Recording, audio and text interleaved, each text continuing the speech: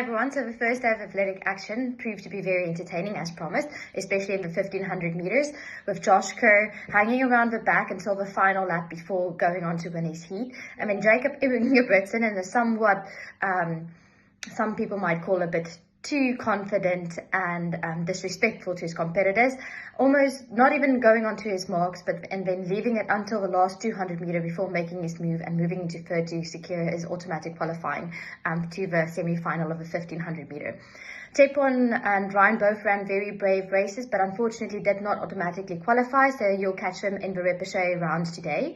And then in the 10,000 meter, we had a very exciting race. The 10,000 meter is known to be a very strategic and tactical race, and I think our South African superstar Adriaan did brilliantly just to tuck in and sit and be patient. He ran such a composed race, and just he made sure to stick within that group for as long as he could.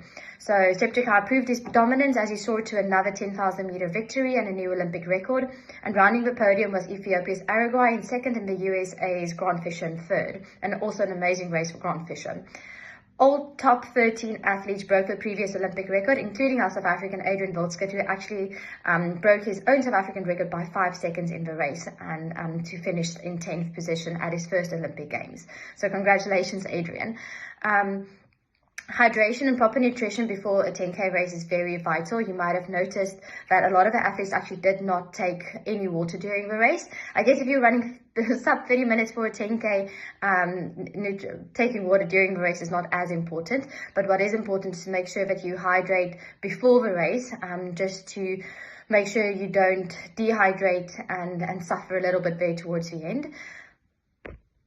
So actually maybe some tips on when training for a 10K or racing a 10K. Personally, before a 10K, I make sure I get a good breakfast in the morning. If I'm racing in the morning, I'll also then just take a couple of sips. I usually make a mix of endure and hydrate.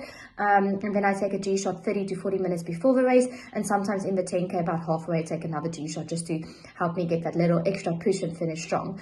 When racing a 10K, you want to make sure that you are staying calm and composed and just staying in contact with that leading group, but trying to keep your heart rate low and just running as comfortably as possible for as long as possible. And then you just want to make sure that you are able to respond when everybody else is making moves so that you don't get a gap. I think that's something that Adriaan did very well last night. Unfortunately, I was just on that last 200 meters. He just didn't have the leg speed of the others. But yeah, still a great race and a great example of mature and a perfectly executed race for Joshua Cheptegei. He was tucked in, he was in control the whole entire race, and he was just able to give that last little push towards the end to take the victory.